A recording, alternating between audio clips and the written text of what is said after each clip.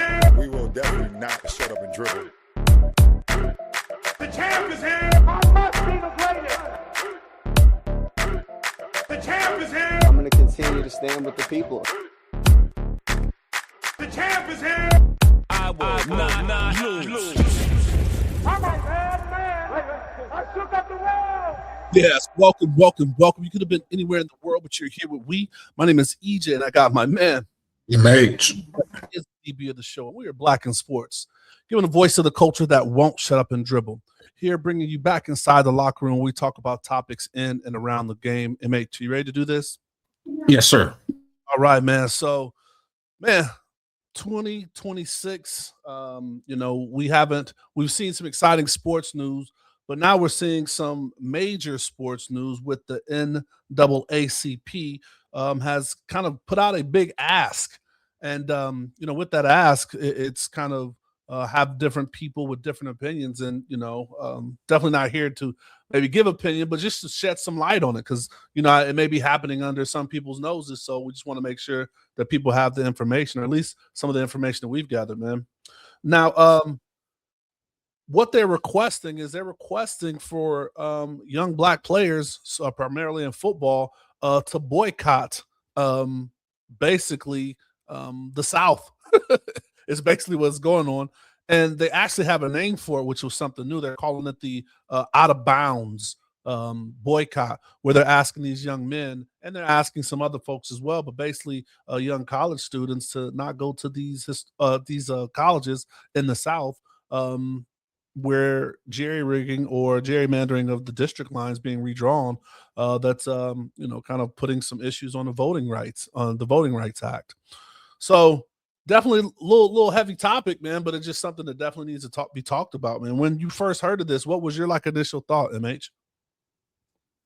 Just recently, just heard of this, and so I don't know if I had a kind of an initial thought behind it. Just more of what we're doing, just trying to gather the information. And as you mentioned, looking at colleges are really major public universities in the southern states, including Alabama, Florida, Georgia, Louisiana, Mississippi, South Carolina, Tennessee, and Texas. And, being a sports show, we know that those targeted areas or targeted states, so to speak, are known for major college football. And the history of football cannot be written without those states. So I think that's my first kind of thought about it, and just kind of maybe taking the information in. And, some of the targets obviously are their high school recruits, and we've talked about high school recruiting on the show many of times, and current athletes that are in college sports, and as well as fans and alumni. So really the whole gamut of athletes are those that support are called to action here. And as you mentioned, what the goals are, just a lot. It's just a lot, and it's a big statement. And a big ask, and an opportunity to be collaborative. So, kind of my initial thoughts. No, that's saying a lot. And naming off the schools, man, it's damn near like a direct hit to SEC schools, right? Like I know you have some major, ACC schools that are kind of in that mix. Especially when you talk about what Texas has and maybe some of Florida and things of that nature. But it's a direct hit at those. And you said it, man, you can't write the story of football, especially college football, without, these historic programs. And I mean, these are national championship programs, that we find ourselves collectively watching, as, this sports really just kind of evolved. So I guess just to get into the ask, so the out of bounds NAACP ask is saying, one, they're asking for Black players to not go to these schools. So that right there is a really, really big ask for, someone coming out of high school or just really with the portal and things of that nature. When you're getting the bag or you have a chance to, maybe go to your dream school after a JUCO or transferring, and then not go to these schools that you listed, or, maybe even consider HBCUs.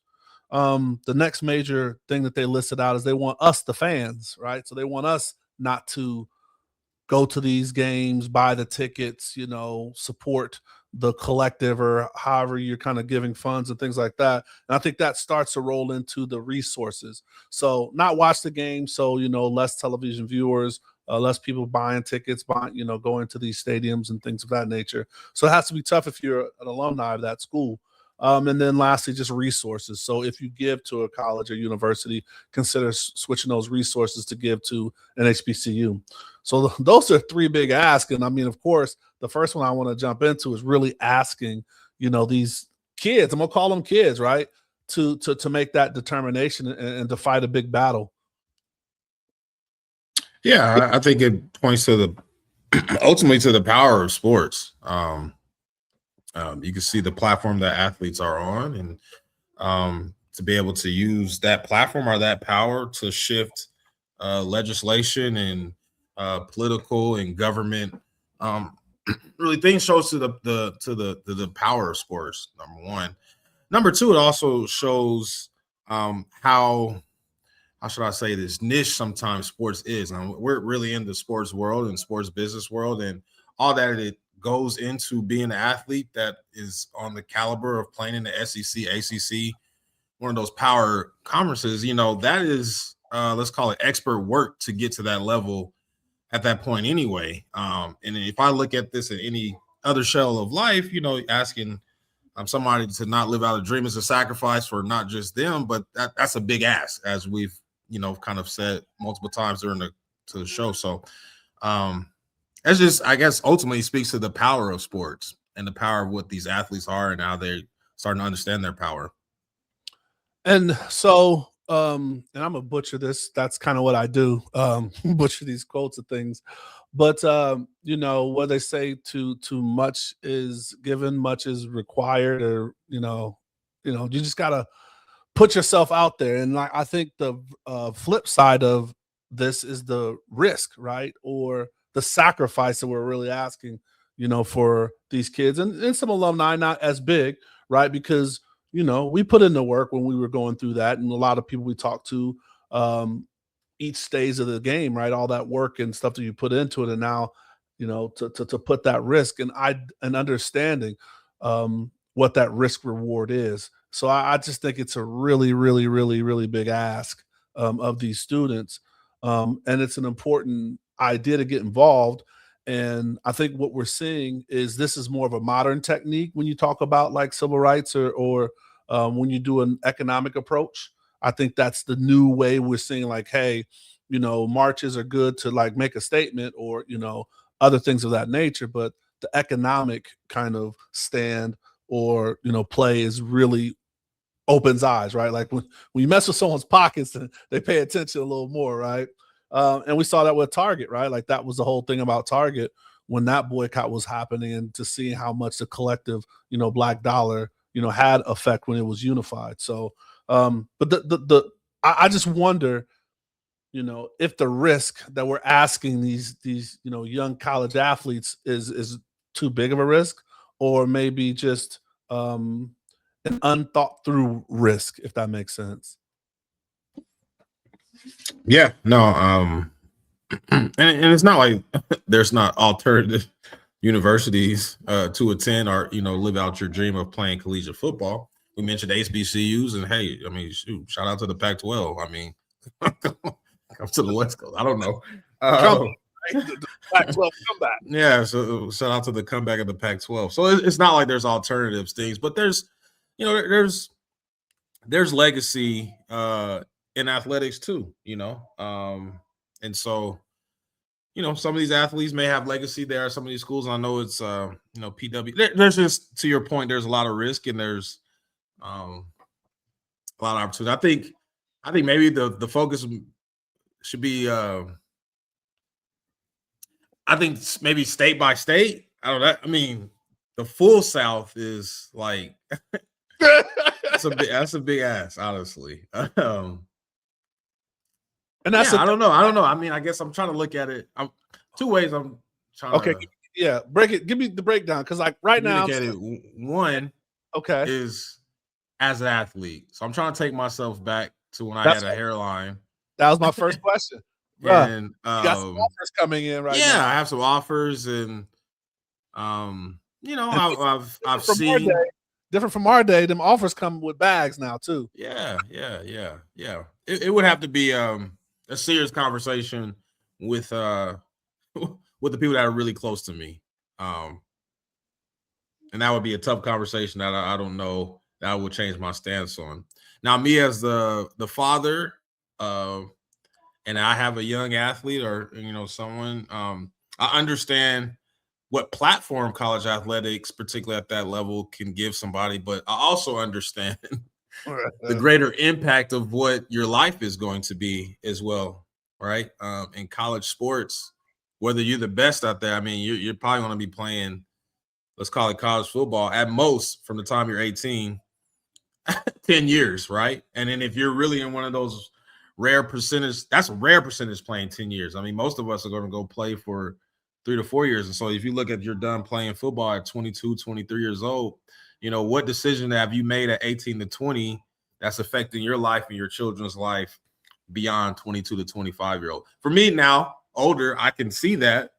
For the high school kid, I'm trying to get the nice spat, right? And I'm trying to have my jersey, and I'm trying to hear, there's just things I want to hear. So I guess who we're talking to, maybe we just focus on the alumni part that they mentioned. And that's the thing. And I'm good because that was the part when I first heard it. So I was like, man, it sounds good. I mean, it definitely sounded good, but thinking about me 18 and what to sit like, do I have the shoulders to carry the struggle at 18? You know what I mean? And I think now I've had this conversation plenty of times outside of maybe the show and maybe even with you, but when we talk about who are our leaders and much more so who are our Black leaders, right? And so that's far removed from seeing like what you learned from Malcolm or Martin and, W.E. Du Bois, who's one of the founders of the NAACP, like what these people sacrificed and went through, sitting on the bus, Rosa Parks, like that's so far removed from this generation for them to be like, understand the struggle, right? I would love to do maybe put a poll out or something like that.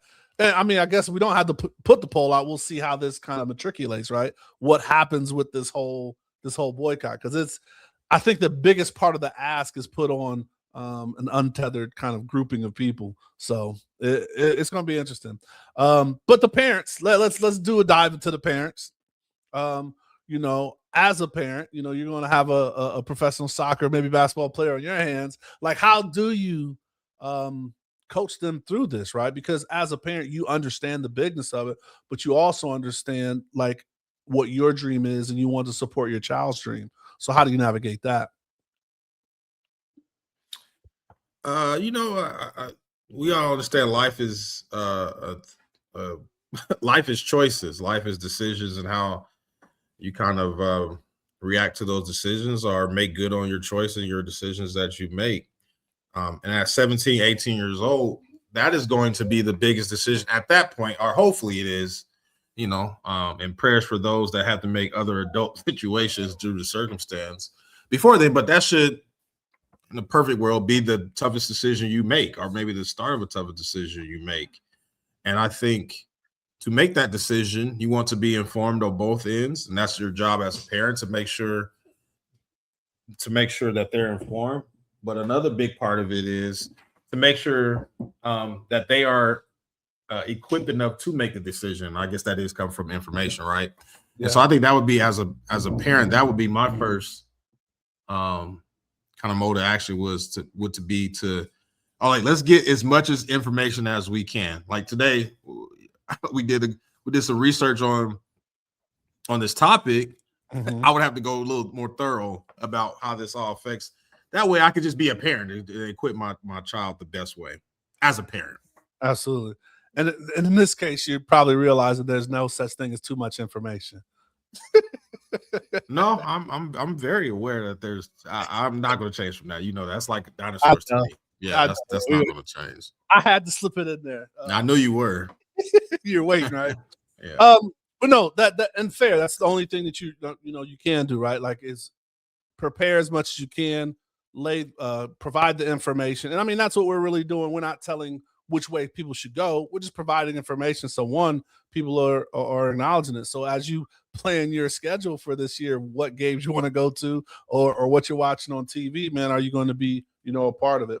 I think the other thing that really jumped out to me is once we ask these kids to do that, I was wondering, I was like, well, that's a lot of pressure to put on them with no additional roadmap. Because like when I've read what the NAACP has put out, excuse me, and the information, I've not seen anything to say what they can do or what's provided or support, right? Like, so if you think about when they had the bus boycott, and people had to get back and forth to work during the MLK days, they started their own bus transportation company. Like, yo, we're gonna pick you up in cars, and we got this line to make sure you can still get to work or you can still get to where you need to go. And it's like, so we have the ask, but what is the alternative that you're providing? What's the stopgap that you're providing? And you named one of them, right? Like there are 130 some Division I schools, right? So there are other institutions that you can attend, but like beyond that, like who's paying? Like if my NIL was going to be at this, and I go somewhere else, who's going to be the stopgap, for that money, or just any other kind of circumstances goes through? Yeah, I mean, real. No, I mean that's real. That's real. I mean, without getting, no, that's real. I'll keep it at that. Uh-oh. It's gonna come out later, but anyway, I mean, so yeah. Moving from that, because we are talking about like maybe economical is the way, is the juxtaposition of saying, well, no, like let these kids do what these kids do, right? And then educate them on the back end. So now if you take this kid, he becomes a millionaire at 18, 19, then do you just teach him more on the like backside political structure, right? Can he donate to the NAACP or, some local charity that's going to help the cause per se? And I think that's another juxtaposition, because now it's like, all right, I can change the dynamic of my whole family structure by going to school for these 2-3 years. And you're saying not to. I just kind of wonder, how do you kind of equate that, right? Because if you're saying like, hey, we want to hit them where it hurts, but like we could be millionaires and do some other things on the side and build and grow, things like that. That was the other thing that really jumped to me when I was looking at this face value. Yeah, I don't know. I think society as a general, not just us Black folk, just in general, we just put way too much responsibility on athletes. That part. Only thing they're doing is being good at a physical craft. They could, tear a knee up or, get hurt and be in a wheelchair, and now they're not able to perform. And now is their voice that useless, right? You know what I mean? So I just think there's just like, I don't know. I have a lot of that thoughts on that. So. Are you going to pay for that education, right? Yeah, I mean, it hurt, it's like, yeah. So I don't know. I a lot of thoughts on it, but I understand too. Absolutely. So I think most athletes do nowadays. That's one thing that we've talked about. A lot of athletes kind of understand the power and the platform that they have, and how what they do physically can help a lot of different people in their communities. So. And I think that's like a whole second conversation, right? Because, it looks like there's some, I don't want to say attacks, but realizing that this is ways that dynamically can change people's families, right? Early on. Like now it's not, you don't have to make it to the league. You could, we're having these young millionaires, right? Or just people making a certain amount of money that's ridiculous at an age 18 through 20, 21, and, learning this stuff now, that could change a lifestyle, right? Because like if you come, I mean, you got like Flage and some of these kids, athletes coming out owning up franchises and stuff like that, which is great because, we're going to have a talk with someone who talks about athletes and franchises. But it's just the fact that can happen, and we're starting to see maybe them set up structure or things to block that. So this is definitely a deep one to kind of, I'm gonna keep my eye on and just kind of see how it goes. But I think for us, this is something we just want to share with the people, just to kind of see. Right on, right with you, bro. So, are you supporting it? from a parent / fan? You not watching certain matchups? My money's not really associated to those the state stuff ask. So for that part, Right. Now the games, I'm trying to think, man, it's the Iron Bowls. Living in Alabama, the Iron Bowl is pretty cool. I cannot watch the rest of the season, but can I just watch that one? And then I'll be good. And I don't have to watch anything else. Let me just watch that one. Oh, what about your team, right? Like Ohio State, right? I'll be all right. I'll be okay. I'll be okay. Me personally, I'll be all right. I said, yeah. Okay, yeah. Or hey, Pac at night. We wanted to watch Pac-12. Watching some of them play. Who knows? Once now that we've expanded the playoff, right? So, but it's going to be interesting to follow what momentum they get, how they continue to build. Like as we talk, right? June. We're already talking about the pros, OTAs. Summer is out. 2 days is going to start soon. So it's going to be interesting to follow the support this gains and how people react to it, whether it's on the fan, alumni, or these actual kids. And at this point, I think this has been going on for a couple of weeks, maybe close to a month, and you haven't really heard any decommittals or, people transferring schools. And I don't know when that conversation or how that gets out. But it's going to be interesting. And this is a time, I think, for me, is we had that resurgence of Black coaches going to HBCUs, right? So we had Dion, we had Eddie George, Vic and Deshaun. Like we've had a lot of them, but now we've seen a couple of them go to, PWIs or bigger schools. So it's going to be interesting just seeing how that juxtaposition happens with right now. If they double down and they look to push and promote this, it's just going to be something to watch, man. Yeah, and I think the ultimate, being a sports show, I think one of the things that we can all agree on is that winning matters. So wherever you going to school winning as a coach or player, if you win, I think a lot of people are going to follow. So, I think we kind of keep that in mind too.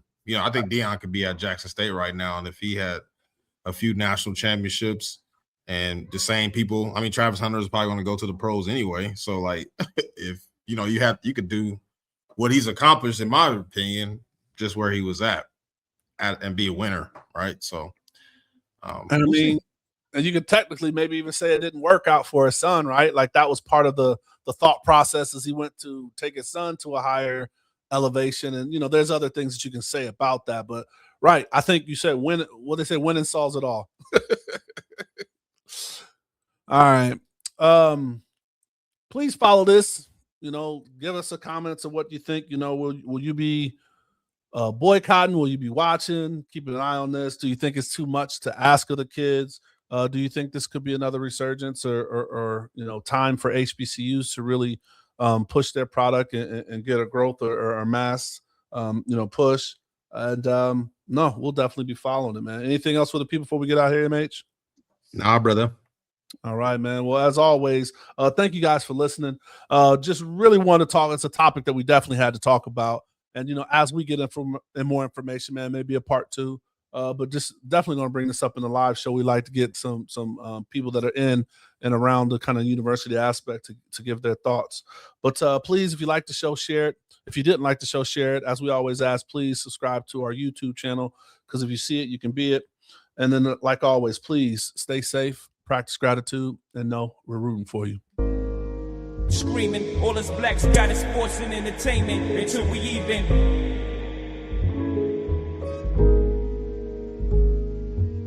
Assuming I'm rooting for everybody that's black. Yeah.